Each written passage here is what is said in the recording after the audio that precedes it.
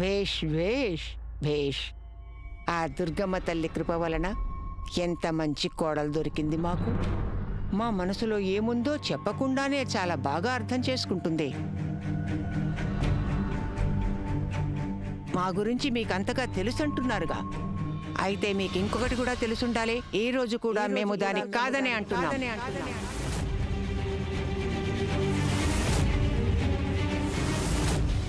రాణా గారి వివాహం ఓ మామూలు అమ్మాయితో జరిపించాలనుకుంటున్నారా? మీకు తెలీదా? నేల మీద పాకేవారు ఆకాశంలో ఎగిరేవారితో ఎప్పుడూ సంబంధాలు ఏర్పరచుకోలేరు. క్షమించాలి పెదరాణి అమ్మ. నేల మీద నివసించే మనుషులకి ఆకాశంలో కొలువుండే భగవంతుడికి మధ్య అనుబంధం గురించి మీకు తెలుసుగా. అయినా అమ్మాయి సాధారణమైనది కాదు.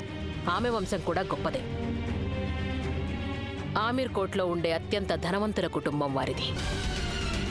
ఈ రాజ్యంలో మొత్తం ఎంత బంగారం ఉందో అంత బంగారం కేవలం వారొక్కరి దగ్గరే ఉంది.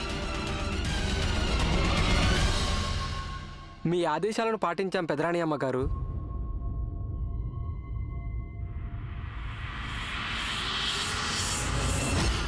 రాజమహల్ దారిలో మాకు అమ్మాయి కనపడింది. ఆమెనెవరో దుండగులు తరుముతున్నారు. అప్పుడు మేము ఆమెను కాపాడాం. మాతో ఇక్కడికి తీసుకొచ్చాం. వయసులో ఉన్న ఆడపిల్ల రాత్రివేళ ఆ విధంగా తిరుగుతోందంటే మంచి కుటుంబానికి చెందింది కాదనుకుంటాం. మంచి కుటుంబంలో పుట్టిన వారెవరూ అలా తిరగరు. సరే, ఎవరెలా ఉన్నా అందరూ మన ప్రజలే కదా. స్పృహలోకి వచ్చేదాకా ఆమెను జాగ్రత్తగా చూసుకోండి. మీరొకసారి గాయత్రిని చూడొచ్చు కదా పెదరాణి అమ్మ. అమ్మాయి మంచిది, గుణశీలి, సంస్కారవంతురాలు.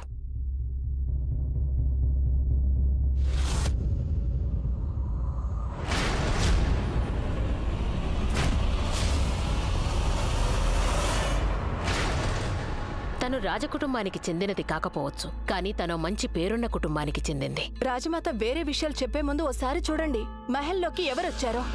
గాయత్రి, మన రాజకుటుంబానికి కాబోయే కోడలు.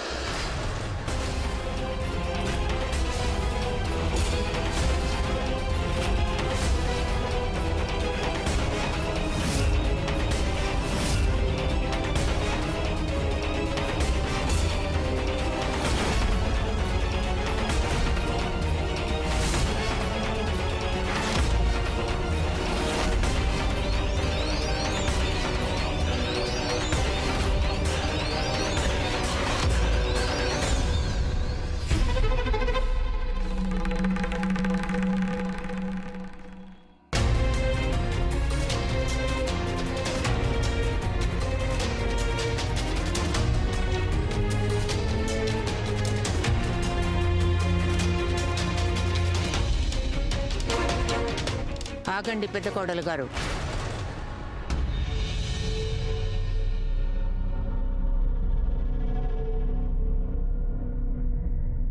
చినరాణి గారు, ఈ అమ్మాయిని గదిలోకి తీసుకెళ్ళండి. పదండి.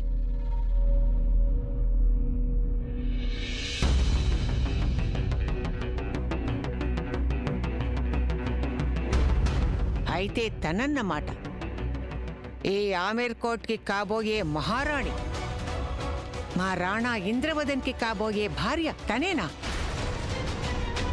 అర్ధరాత్రి వేళ విచ్చలవిడిగా తిరిగే ఈ అమ్మాయా?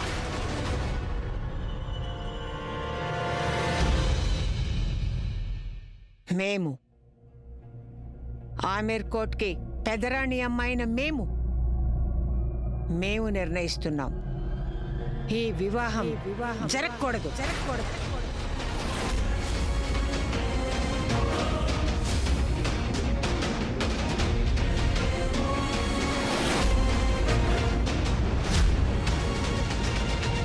ఇది మా వాక్కు.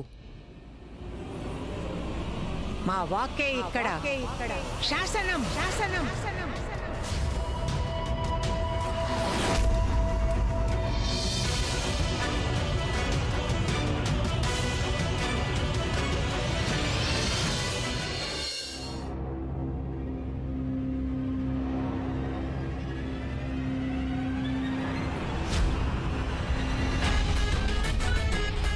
చాలా గట్టి పిండం.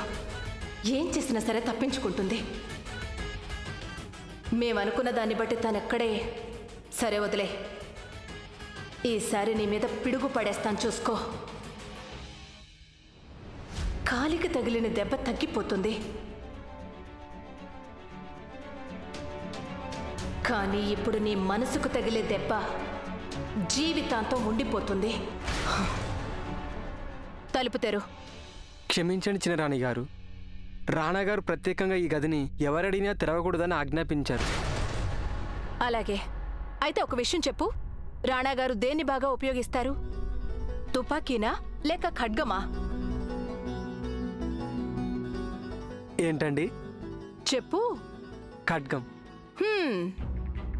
అయితే రాణా గారికి మేం చెప్పేస్తాం నిన్ను తుపాకీతో చంపొద్దని, నీ తలని ఖడ్గంతో నరికేయమని. నీకు తెలీదా అసలు ఆవిడెవరో? కాబోయే రాణిగారు. నువ్వు రాణా గారికి కాబోయే భార్య కోసం వారి గది తలుపులు తీయనంటే నీ ప్రాణాలు నిలుస్తాయంటవా? తలుపు తెరు. చిత్తం. క్షమించండి.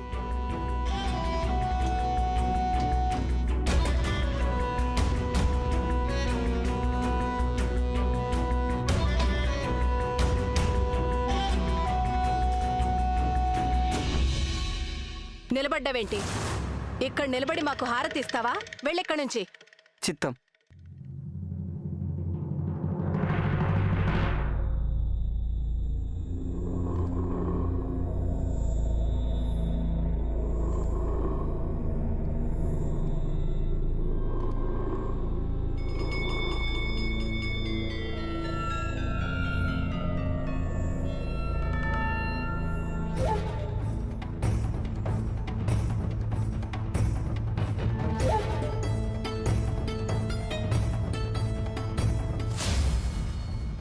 నువ్వు ఈ గదిలోకి వచ్చేసావు కదా, ఇప్పుడు నిజాలన్నీ నువ్వే తెలుసుకుంటావులే. ఈ రాత్రి మేము కలిసాం నిన్ను, నిన్ను కలిసింది సవతి ఈ మహల్లో. ఈ రాత్రి మేము కలిసాం నిన్ను, నిన్ను కలిసింది. అయ్యో అబ్బా.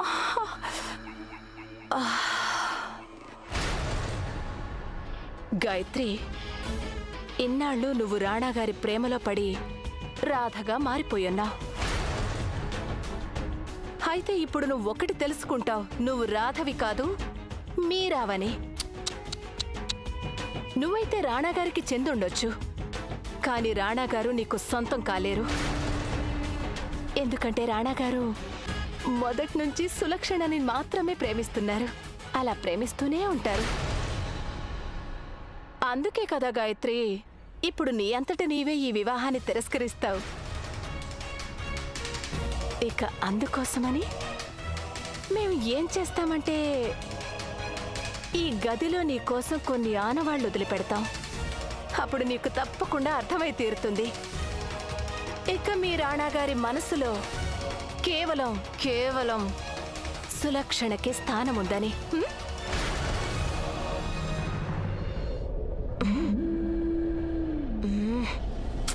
ఏది దొరకదే.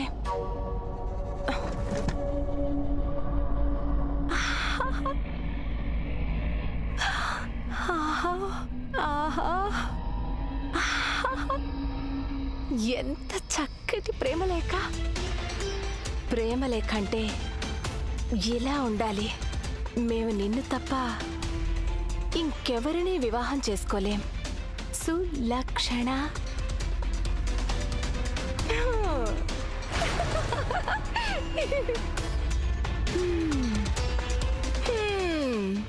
ఈ రాత్రి మేము కలిసాం నిన్ను, నిన్ను కలిసింది నీ సవతి ఈ రాత్రి.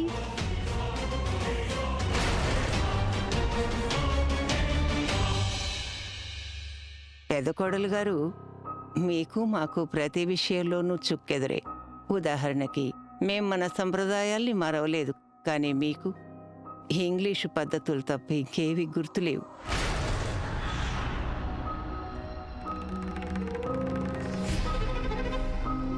పోతే ఒక్క పని మాత్రం మాలాగే చేస్తున్నారు. ఏమిటా పని? మా కోడలి ఎంపికలో మేం పొరపాటు చేశాం. మీరు అదే చేస్తున్నారు.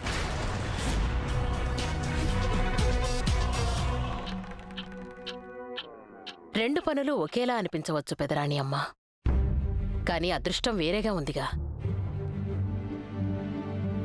అత్తగారి విషయంలో మా అదృష్టం ఏమాత్రం బాగాలేదు, కాని మా కోడలు ఎంతో అదృష్టవంతురాలు. అదృష్టం అనేది మన నిర్ణయాలను బట్టి ఉంటుంది. ఇక ఆ అమ్మాయిని రాణిని చేయాలన్న మీ నిర్ణయం ఏమాత్రం సరికాదు. మీరెటువంటి అమ్మాయిని ఈ మహల్కి రాణిని చెయ్యాలనుకున్నారంటే తనకెటువంటి ఆలోచన లేదు, క్రమశిక్షణ లేదు. మీరెంచుకున్న అమ్మాయి విచ్చలవడిగా రాత్రిళ్ళు రహదారిల్లో తిరుగుతూ కనిపిస్తుంది. ఈ మహల్కి కోడలయ్యే అర్హత లేదామె. ఇంత పెద్ద హోదాకి ఆమె ఏ విధంగానూ తగనిది.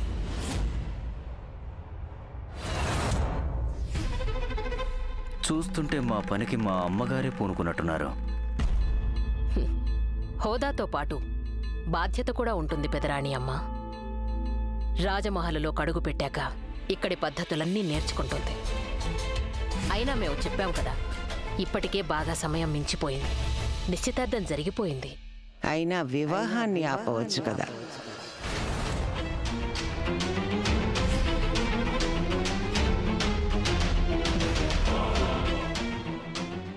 ఈ వివాహం జరగకుండా ఉండదు.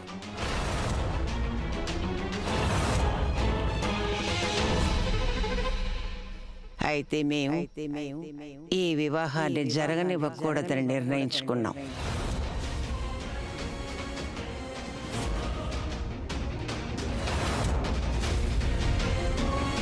ఇప్పుడు మా సంకల్పం ఈ వివాహాన్ని ఎదిరిస్తుంది. చూస్తాంగా మా సంకల్పం ఎక్కువ బలమైనదా లేక మీ నిర్ణయమా? చూద్దాం.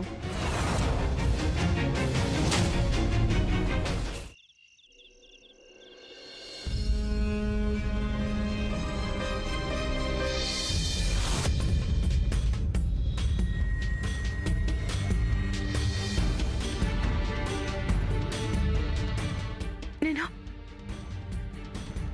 రాజ్మహల్లోకి ఎలా వచ్చేసాను? ఇలాంటి పరిస్థితుల్లో నన్ను ఇక్కడికి ఎవరు తెచ్చుంటారు?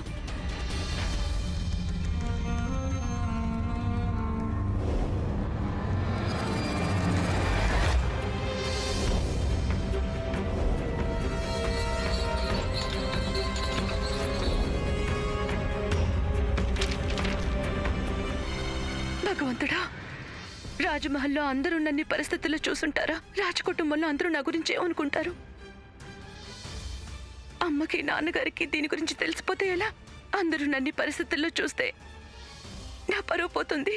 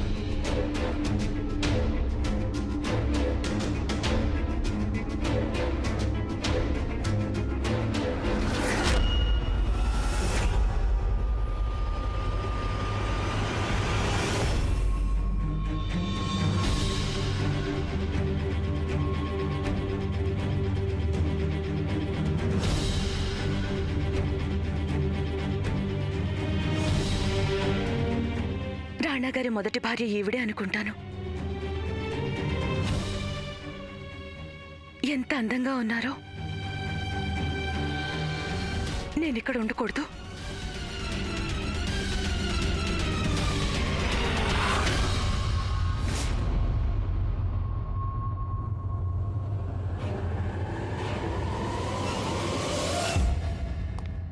వస్తున్నది రాణాగారు కాదు కదా? ఈయన నన్ను ఇక్కడ చూస్తే పెద్ద గొడవ అయిపోతుంది.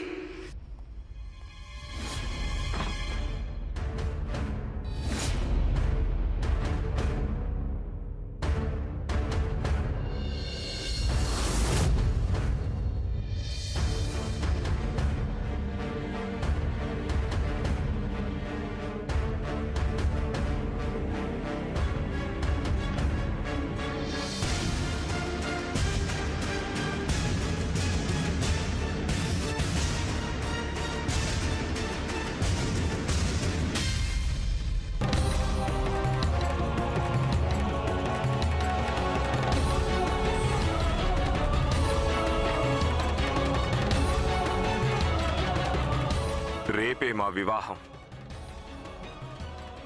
రెండో వివాహం. కానీ మీకు బాగా తెలుసు కదా సులక్షణ, ఈ వివాహం కేవలం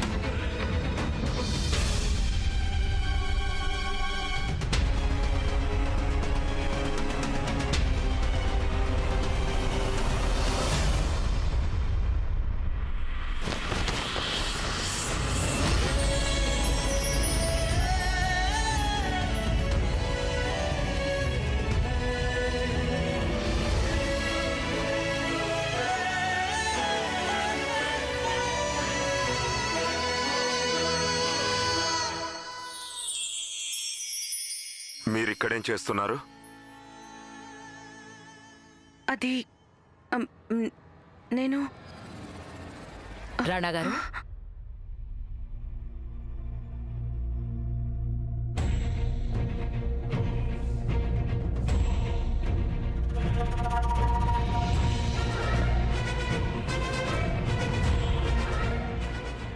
పెదరాణి అమ్మా,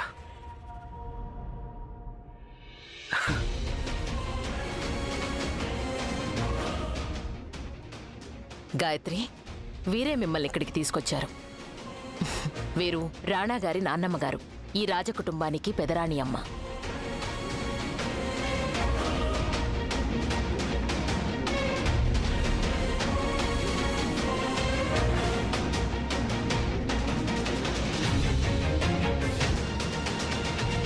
కానీ వీరిక్కడేం చేస్తున్నారు?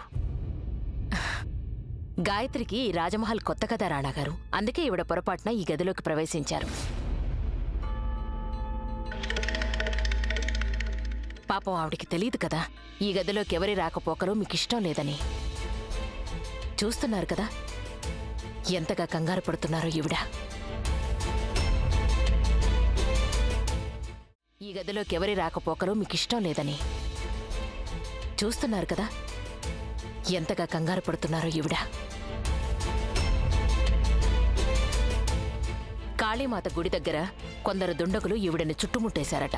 అదృష్టవశాత్తు పెదరాణి అమ్మ అది చూసి గాయత్రిని రక్షించి ఇక్కడికి తీసుకొచ్చారు.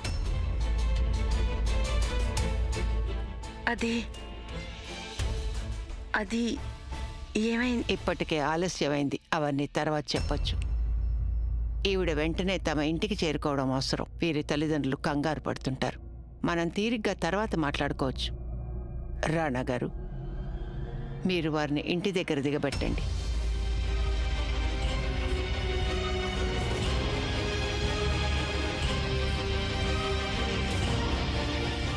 కానీ పెదరాణి అమ్మ, మేమెలా? రాణా గారు, మేం చెప్తున్నాం కదా.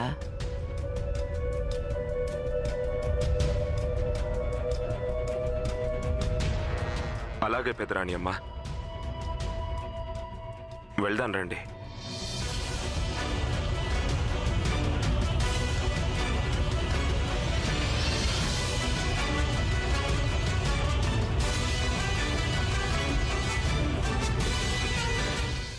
వాళ్ళిద్దరికీ నిశ్చితార్థం అయింది కదా, అందుకే మేము రాణా గారిని తోడుగా పంపించాం. ఆమెను గౌరవంగా చూసుకోవడం రాణా గారి కర్తవ్యం. ఈ సంబంధం కాదనుకుంటే గనక పరిస్థితులు మారిపోతాయి.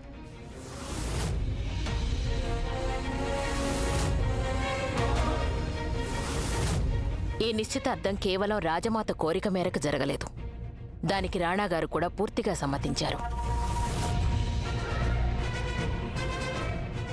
రాణాగారు ఈ పెళ్లికి అంగీకరించారు.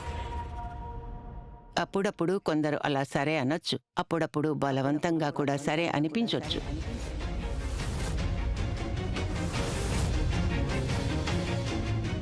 రాణా గారు ఈ పెళ్లికి సరే అన్నారా, లేక వారితో ఎవరైనా సరే అనిపిస్తున్నారా? దీని వెనుక నిజానిజాలు మా మనవడు రాణా గారితో మాట్లాడిన తర్వాతే తెలుస్తాయి. ఒకవేళ ఈ పెళ్లి వారి ఇష్టానికి వ్యతిరేకంగా జరుగుతోందని వారు గనక చెప్తే మేము ఈ వివాహాన్ని వెంటనే రద్దు చేయిస్తాం.